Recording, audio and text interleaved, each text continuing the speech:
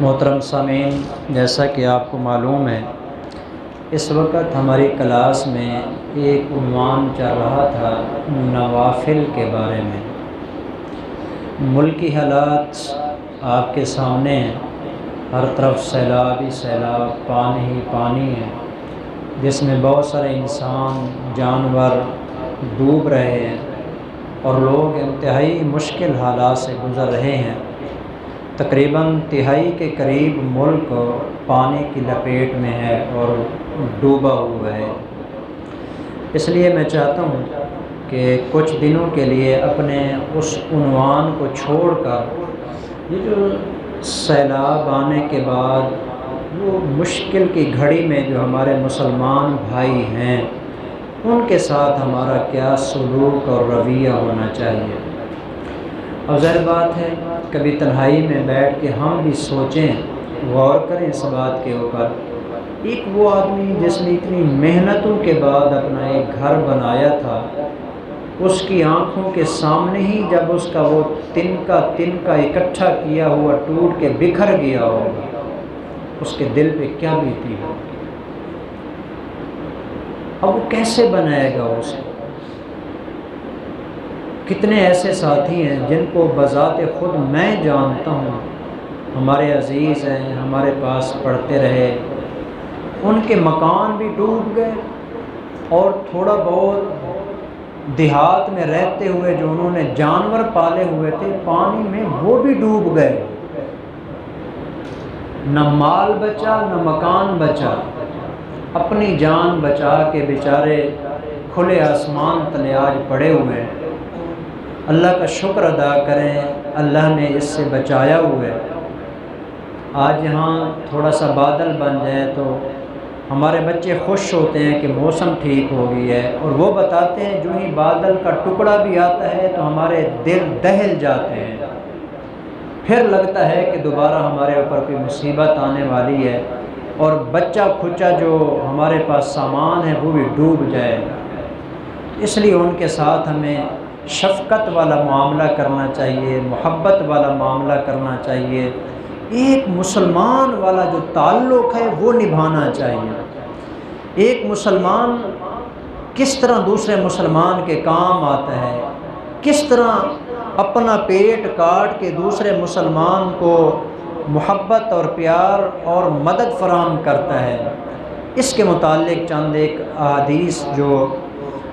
اس سلسلے میں کتاب کے اندر موجود ہیں وہ انشاءاللہ ذکر کی جائیں گی۔ سب سے پہلی بات تو یہ ہے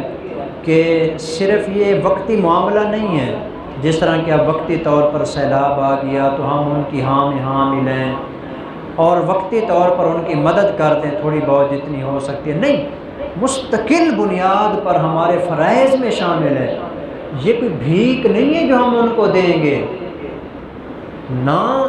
ذہن میں کبھی سوچنا بھی نہیں ہے کہ ہم ان کو جو ہے نا اللہ کے نام پہ ایک بھیک دے رہے ہیں۔ یہ ہمارے فرائض میں شامل ہے، ہم مسلمان ہیں، یہ ہماری ذمہ داری میں شامل ہے کہ ہم ان کا خیال کریں اس مشکل کی گھڑی کے اندر۔ اللہ نہ کرے آج ان کے اوپر یہ آیا ہے تلک الایام نداولها بین الناس، اللہ لوگوں کے درمیان حالات کو بدلتا رہتا ہے، کبھی اس پہ آتی ہے تو کبھی اس پہ آ جاتی ہے۔ اگر آج ہم ان کا خیال نہیں کریں گے تو ہو سکتا ہے کہ بعد میں ہمیں اس کی پریشانی سامنے نظر آ جائے، اس لیے ہمیں ان کا خیال کرنا چاہیے۔ اس کے اوپر دو حدیثیں ہیں جو میں آپ کو سنانا چاہتا ہوں جی۔ ایک حدیث تو مختصر سی ہے جی، اگر اسی کے اوپر میں بات کروں تو ساری بات اسی پر ہو جائے گی۔ حضور علیہ الصلوۃ والسلام نے ایک جملہ ارشاد فرما کے اس کے اندر پوری ایمان کی جو قوت اور طاقت ہوتی ہے یا ایک مسلمان کا مسلمان کے ساتھ جو تعلق ہوتا ہے نا اس کو بیان فرما دیا ہے۔ چنانچہ حضور علیہ السلام نے فرمایا لا یرحم اللہ من لا یرحم الناس، جو بندہ لوگوں پر رحم نہیں کرتا اللہ رحمان بھی اس پہ رحم نہیں فرماتے۔ اب اس کو تھوڑا سا الٹیں جی، جو بندہ انسانوں پہ رحم نہیں کرتا اس پہ اللہ بھی رحم نہیں کرتا۔ اس کا دوسرا حصہ یہ بھی ہے، جو بندہ انسانوں پہ رحم کرتا ہے اللہ رحمان بھی اس پہ رحم فرماتے ہیں۔ اس لیے ہمیں اس کے اوپر عمل کرنا چاہیے۔ آج وہ ہماری مدد کے منتظر ہیں، آج ہمیں چاہیے کہ ہم ان کی مدد کریں جی۔ تھوڑا سامان ہے، زیادہ سامان ہے، تھوڑی نقدی ہے، زیادہ نقدی ہے، کوئی بھی اگر کوئی بندہ ان کو 10 روپے دے دیتا ہے، 10 روپے کی ایک اینٹ ملتی ہے جی، تو ہو سکتا ہے کہ 10 روپے کوئی اور دے دے، اس طرح مل جل کے ان کا ایک چھوٹا سا مکان تیار ہو جائے، ان کی زندگی اچھی گزر جائے گی۔ ان کے چھوٹے چھوٹے معصوم بچے ہیں جو کھلی فضا میں پڑے ہوئے ہیں، بارش کے اندر پڑے ہوئے ہیں، ان کے اوپر چھت نہیں ہے،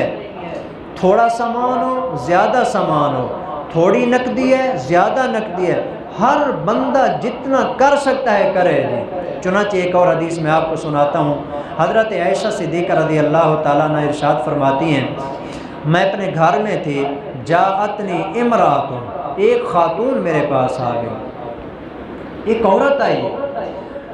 ومعہا ابنتان، اور اس عورت کے ساتھ اس کی 2 بیٹیاں بھی تھیں، چھوٹی چھوٹی معصوم بچیاں وہ اس کے ساتھ ہیں جی۔ تسألونی، اس خاتون نے آ کے اپنی حالت اور کیفیت مجھے بتائی اور اپنے بچیوں کی بھوک کے بارے میں بتایا کہ کئی دن سے فاقے میں ہیں، ان بیچاریوں کو کھانے کے لیے کچھ بھی نہیں ملا۔ آپ حضور کے گھر میں رہتی ہیں، آپ میری مدد کر دیں۔ حضرت عائشہ فرماتی ہیں پورے گھر کو میں نے دیکھا جی، آگے پیچھے دائیں بائیں ہر جگہ میں نے تلاش کیا۔ فرماتی ہیں فلم تجد عندی غیر تمرۃ واحدۃ، خدا کی قسم پورا میں نے اپنا کمرہ چھان مارا، میرے پورے گھر کے اندر صرف کھجور کا ایک دانہ ملا۔ یہ رسول اللہ صلی اللہ علیہ وسلم کا گھر ہے۔ آج جہاں حضور علیہ السلام کی قبر منور ہے، حضور علیہ السلام کا وہ روضہ مطہر جس کو دیکھنے کے لیے آج ہم ترستے ہیں، اس کے اندر رہنے والی عائشہ صدیقہ فرما رہی ہیں میں نے اپنا پورا کمرہ چھان مارا، گھر کے اندر دیکھا، کھجور کا صرف ایک دانہ مجھے ملا، صرف ایک کھجور کا دانہ۔ فرماتی ہیں فَآتَيْتُهَا إِيَّاهَا، کھجور کا صرف وہی ایک دانہ ہی اٹھا کے میں نے اس خاتون کو دے دیا۔ آپ دیکھیں یہاں یہی بات میں آپ کو بتانا چاہتا تھا، کھجور کا ایک دانہ کیا ہوتا ہے، کیا ہوتا ہے ایک کھجور کا دانہ جی۔ لیکن عائشہ صدیقہ نے یہ نہیں فرمایا کہ ہے تو ایک کھجور کا دانہ، اللہ معاف کرے جی، وہ آگے سے کہہ دیتے کہ بھائی جاؤ اللہ تمہیں کہیں اور سے دے دے گا، میرے پاس کچھ بھی نہیں ہے نا، کھجور کا ایک دانہ بھی تھا، میری ماں عائشہ صدیقہ رضی اللہ تعالیٰ عنہ نے وہ بھی اس کو دے دیا۔ فرماتی ہیں میں دیکھ رہی تھی، عائشہ صدیقہ فرماتی ہیں فَقَسَمَتْهَا بَيْنَ ابْنَتَيْهَا وَلَمْ تَأْكُلْ مِنْهَا، فرماتی یہ حضور علیہ السلام کو سارا واقعہ سنا رہی تھی۔ حضور جس وقت وہ خاتون آئی، ایک کھجور کا دانہ میں نے اس کو دیا، یا رسول اللہ اس عورت نے خود کچھ نہیں کھایا، اس کے 2 ٹکڑے کر کے دونوں بیٹیوں کو دے دیا۔ آج بچیوں کا یہی حال ہے، معصوم بچی ہیں، خدا کی قسم لوگوں کے ہاتھوں کو دیکھ دیکھ کے روتی ہیں، کاش کہ کوئی آ کے ہمیں روٹی کا کوئی ٹکڑا دے، کاش کہ کوئی آ کے ہمیں کوئی جوتا دے دے، کوئی آ کے ہمیں دوپٹہ دے دے، کوئی آ کے ہمیں لباس دے دے۔ آج روتی ہیں، آسمان کی طرف منہ کر کے شکایت کرتی ہیں، آسمان کی طرف رخ کر کے وہ اپنے دکھڑے اپنے رب کے سامنے سنا رہی ہیں۔ اس لیے ہمیں ان کی مدد کرنی چاہیے۔ کتنا محبت ہوتی ہے ماں کو اپنی اولاد کے ساتھ، خاص طور پر بچیوں کے ساتھ۔ ایک لمحے کے لیے، 2 منٹ کے لیے آپ سوچیں نا، جس وقت بچی یا بچہ معصوم روتا ہوگا، ماں اور اپنے باپ کو کہتا ہوگا بابا مجھے بھوک لگی ہے کھانا دے،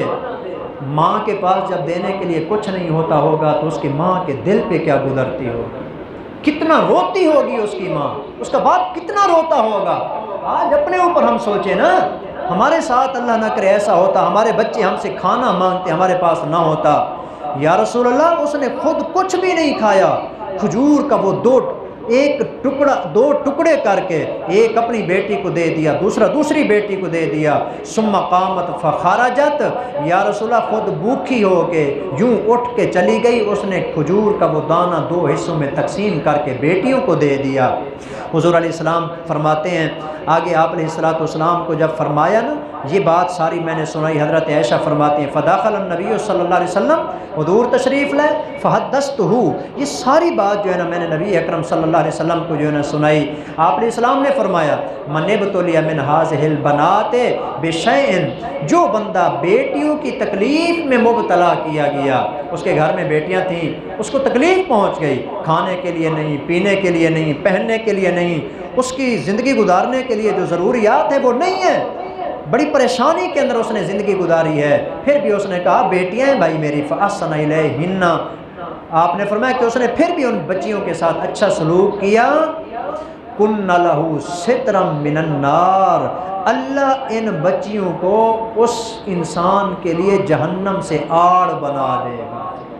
جہنم سے اللہ آڑ بنا دے گا، ان بچیوں کے ساتھ محبت اور اچھے سلوک کی وجہ سے اللہ اس کو جہنم میں نہیں جانے دے گا۔ تو اس لیے یہ احادیث بھی ہمیں پیغام دیتی ہیں، اور آج یہ حالات بھی ہمیں بلاتے ہیں اور پیغام دیتے ہیں۔ آج یہ ہمارے سامنے جو کچھ چل رہا ہے، جتنے بھی لوگ بے گھر ہو چکے ہیں، جن کے جانور ڈوب گئے، بچے ڈوب گئے، کسی کے والدین ڈوب گئے، جی